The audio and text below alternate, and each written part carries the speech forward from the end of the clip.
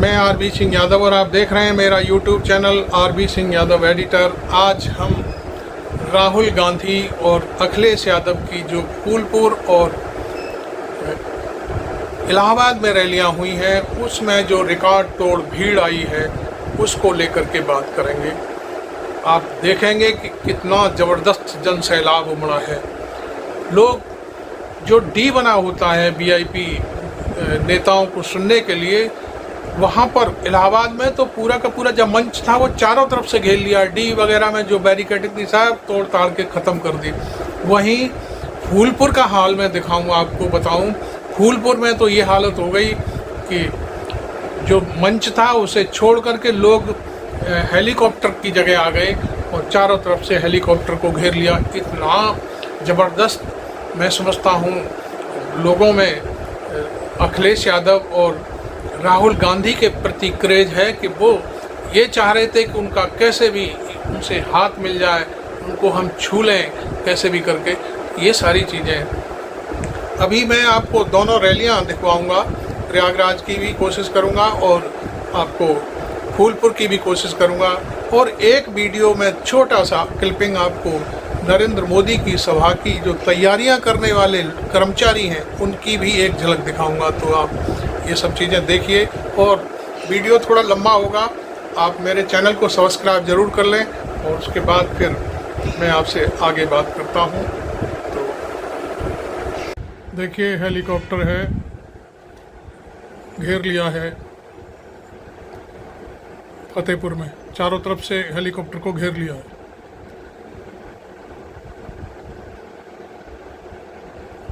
ये फतेहपुर में हेलीकॉप्टर तो उतरा लेकिन चारों तरफ से देखिए अभी थोड़ी देर में आपको पता चलेगा, घेर लिया लोगों ने।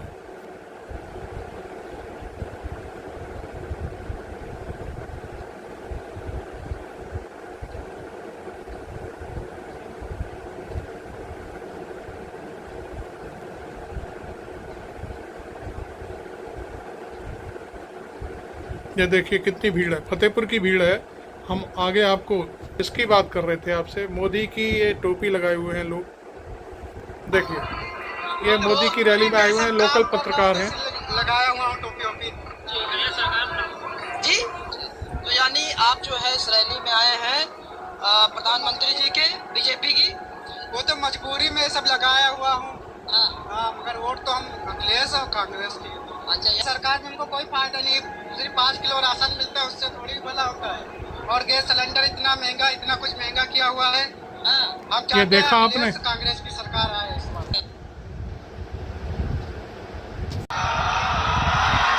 और इस चुनावी जनसभा में आपसे मिलने के लिए देखिए अखिलेश यादव के मंच मदद तक भीड़ पहुंच गई है इलाहाबाद में। मांगने के लिए कांग्रेस पार्टी के नेता राहुल गांधी जी और हम सब मिलकर के आपसे ये संयुक्त रैली है। सहयोग मांगने आए हैं। अभी हम लोग फूलपुर लोकसभा से लौट करके आए हैं। देखिए फूलपुर की बात कर रहे हैं। जैसा यहाँ जोश देखने को मिल रहा है वैसा ही जोश सब फूलपुर में था। और इस इलाके में ये पहली बार उत्साह नहीं दिखाई दे रहा है।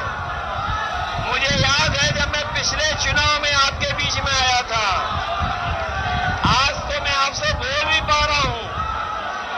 उस समय जब आया था तो आपसे अपनी बात भी नहीं रख पाए थे, लेकिन उसके बावजूद भी आपने समाजवादी पार्टी को एक वोट दिया था और हमारी पार्टी के जहां संयुक्त संदीप जनसभा है पटेल जीते थे, राहुल गांधी और अखिलेश यादव की। साथी ये इलाहाबाद थोड़े वोटों से रह गए थे। में रैली चल रही है। देखिए भीड़ का क्या आलम है। कोई सामान्य चुनाव नहीं है। मैं समझता हूँ इस भीड़ को देखकर भारतीय जनता पार्टी की नींद खराब हो चुकी है पूरी तरह से। और जिस तरीके से वह इस बात को सोचने के लिए मजबूर है कि ये बिना बुलाए भीड़ आ रही है और हम लोग मंथन होने जा रहा है। हमारी पार्टी के लोग पैसे दे दे करके लोगों को ला रहे हैं, जिसकी पोलें खुल रही हैं। अमेठी में एक पत्रकार ने जब इस बात की पोल खोली तो आपको मालूम है कि क्या हुआ था। उसकी पिटाई कर दी बहुत जोरों से। संविधान बचाओगे। देखिए यहाँ पर जो हमारा किसान खड़ा है, जानता होगा उसकी आय दोगुनी नहीं हुई। किसान ने इस रैली की दिल्ली में गूंज है बहुत बुरी तरह से। दिल्ली की 10 साल की सरकार में 1 लाख किसान आत्महत्या कर चुके हैं। इन्होंने किसानों की आवाज दबाने के लिए न जाने क्या क्या किया। पुलिस प्रशासन और आंदोलन को समय समय दबाने का काम किया, लेकिन किसानों का आंदोलन रुका नहीं। आने वाले समय में जहां किसानों की मदद होने जा रही है, उनके कर्ज के लिए व्यवस्था की जा रही है, वहीं उनकी खुशहाली के लिए फसल की MSP देने के लिए भी कानूनी अधिकार बनाने जा रहे हैं। ये बीजेपी वाले हमारी जान, हमारी आपकी जान के और संविधान के पीछे पड़े हैं। ये बीजेपी वाले वैक्सीन लगवा के हमारी आपके जान के और संविधान के पीछे पड़े हैं। संविधान बचेगा तो हमें नौकरी मिलेगी, संविधान बचेगा तो पीड़ित परिवार का सम्मान बढ़ेगा, संविधान बचेगा तो रोजगार आएंगे। इन बीजेपी वालों ने सब परीक्षा रद्द करा दी, सब क्वेश्चन पेपर लीक करा दिए। ये नौजवान जो आए हैं, इनका भविष्य अंधकार में डाल दिया। मैं नौजवानों से कह के जा रहा हूं, देखिए अखिलेश यादव का कितना भावुक भाषण है। न केवल आपको नौकरी के लिए धोखा दिया है, बल्कि आपके मुद्दों पर बात कर रहे हैं अखिलेश यादव। बर्बाद कर दिया। हम आपको भरोसा दिला के जा रहे हैं, नौकरी के साथ साथ सम्मान का रोजगार मिलेगा। और जो इन्होंने अग्निवीर व्यवस्था लाई है, अग्निवीर व्यवस्था हमेशा हमेशा के लिए खत्म हो जाएगी। जैसे पक्की नौकरी,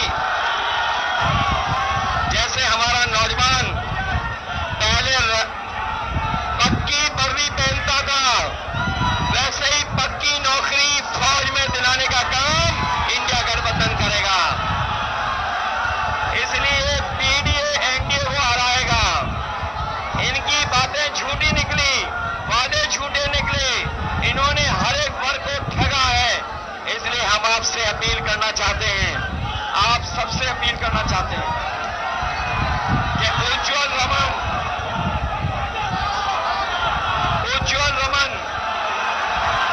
इनकी मदद करना, मदद करोगे इनकी, सब लोग मिलकर के जिताओगे, अपना बूथ जिताओगे, अपना बूथ, अपने बूथ पे जाने के लिए घबरा तो नहीं जाओगे, बूथ पे जाकर के वोट डालेंगे। इनका चुनाव चिन्ह जानते हैं,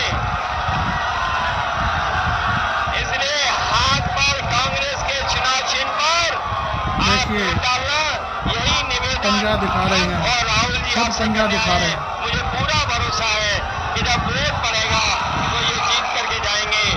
4 चरणों में बीजेपी चारों खाने चित हो चुकी है, उनका सफाया हो चुका है, जनता का गुस्सा बढ़ता चला जा रहा है। 7वें चरण तक ये 6 मिनट का भाषण हमने अखिलेश यादव का दिखाया इलाहाबाद में। जनता पार्टी को हटाने का काम करेंगे। देखिए राहुल गांधी बोलने आ रहे हैं,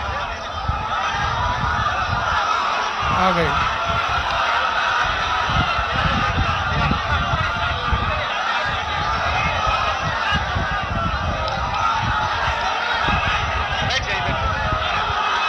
मूड कैसा है आपका? देखिए सबसे कुशल क्षण पूछ रहे हैं, मूड कैसा है आप लोगों का? आपने सुना है कि नरेंद्र मोदी जी बीजेपी उत्तर प्रदेश में क्योटो की 1 सीट जीत रहे हैं।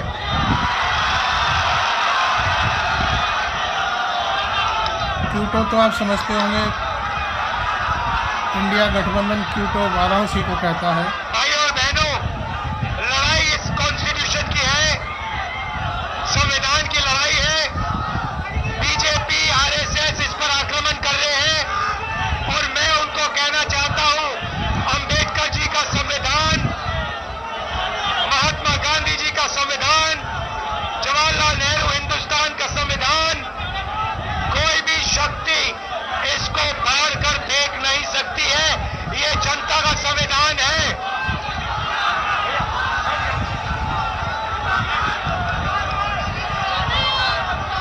भाइयों और बहनों, नरेंद्र मोदी जी ने 22 लोगों को अरबपति बनाया है। सारा का सारा फायदा उन्होंने 22 लोगों को दिलवाया। अब हम करोड़ों लाखपति बनाने जा रहे हैं। करोड़ों लाखपति हिंदुस्तान के सारे गरीब लोगों की लिस्ट बनेगी। नाम क्या आपका? हाँ,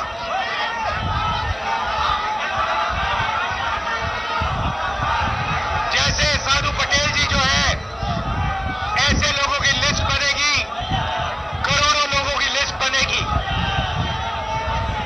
हर गरीब परिवार में से एक महिला का नाम चुना जाएगा और फिर करोड़ों महिलाओं के बैंक अकाउंट में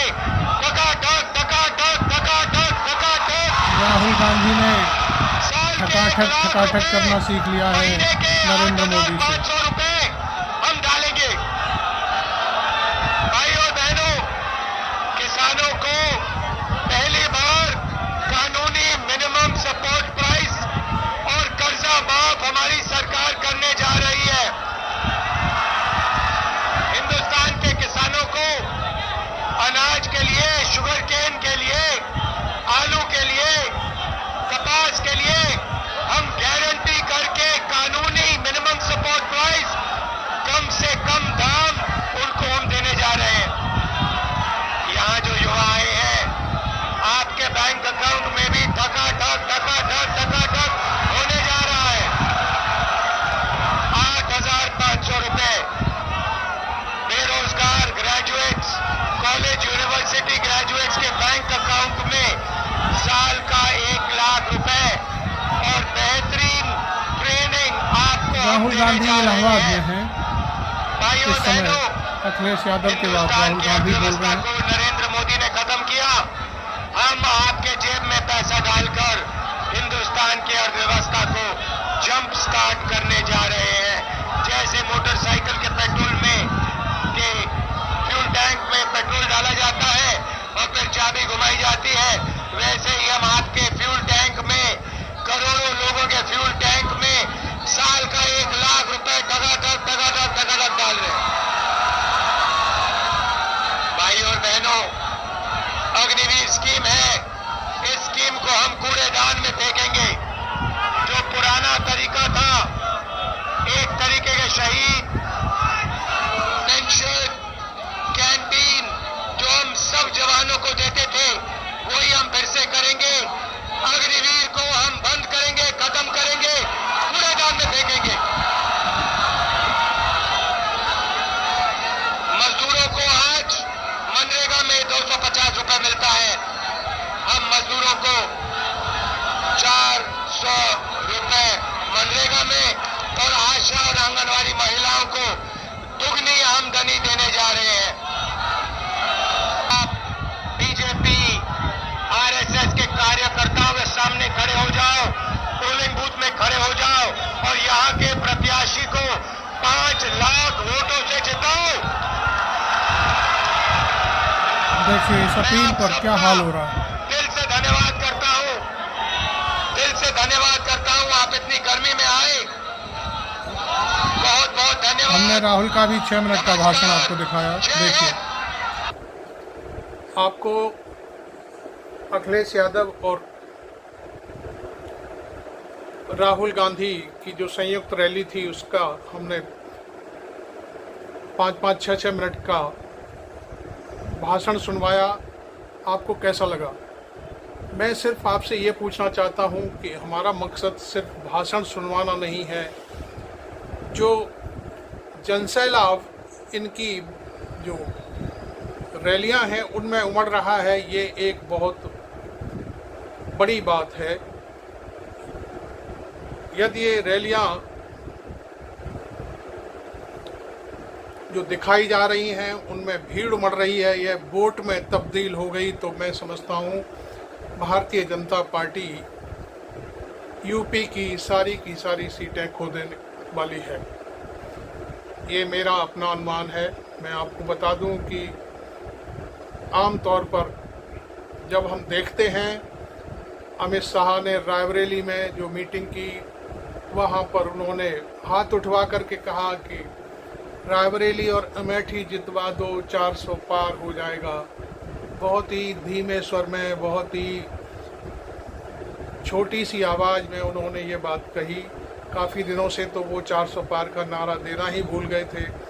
लेकिन मैं एक बात और आपको बता दूं, अमेठी में पिछले दिनों हमने एक वीडियो दिखाया था आपको। एक पत्रकार ने जब वहाँ पर पूछा कि जो महिलाएं थी कि आप कहाँ से आई हो, तो उन्होंने कहा कि हमको प्रधान लेके आए हैं। और फिर उनसे ये भी एक सवाल किया कि आपको कुछ पैसा दिया गया है, तो उन्होंने कहा कि 100 रुपये दिए गए हैं, लेकिन अभी तक मिला नहीं है। इस तरह की बातें सामने आई और जब उस पत्रकार ने उस वीडियो को कंफर्मेशन के लिए भारतीय जनता पार्टी के किसी कार्यकर्ता के सामने ले जा कर के सवाल पूछना शुरू किया, तो कार्यकर्ता ने उसको जवाब देने की बजाय उसकी पिटाई करवा दी। उसके पेट में 100 घूंसे मारे गए। ये कितनी बड़ी बात है कि अपनी बात की सफाई देने की बजाय आप इस तरह की घटनाएं कर रहे हैं। ये एक बहुत बड़ा इशू है। तो पत्रकार आपसे सवाल ना पूछें, ये एक बड़ी बात है।